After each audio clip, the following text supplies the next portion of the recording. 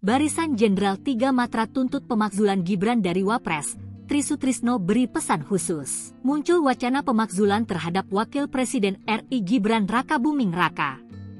Bahkan Wapres ke-6 RI Trisutrisno disebut-sebut turut memberi restu mengusulkan pergantikan Wapres Gibran kepada MPR. Pernyataan sikap Forum Purnawirawan Prajurit TNI ditandatangani 103 Purnawirawan Jenderal, 73 Laksamana, 65 Marsekal, dan 91 kolonel di kawasan Kepala Gading, Jakarta Utara pada Kamis, 17 April 2025.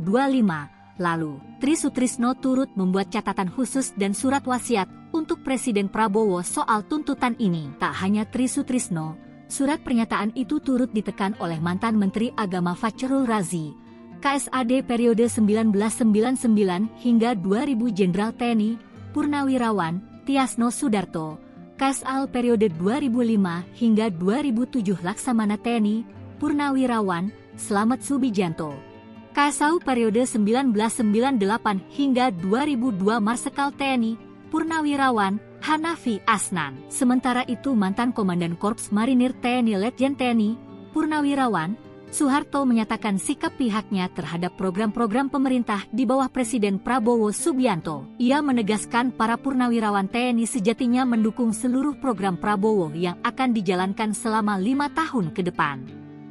Hanya saja, Soeharto menyinggung soal peran Presiden ke-7 RI Joko Widodo. Menurut dia, Prabowo sebagai presiden hasil pemilu tidak perlu lagi berada di bawah bayang-bayang Jokowi. Menurut Soeharto, Jokowi sejauh ini tidak memiliki kiprah apapun untuk bangsa Indonesia. Tak cukup di situ, Soeharto sebagai bagian dari Purnawirawan Jenderal TNI juga merasa tersinggung dengan posisi putra sulung Jokowi, Gibran Raka Buming Raka di kursi Wakil Presiden RI saat ini. Menurut dia, program pemerintahan Prabowo bisa berjalan tanpa harus melibatkan wakilnya di pemerintah.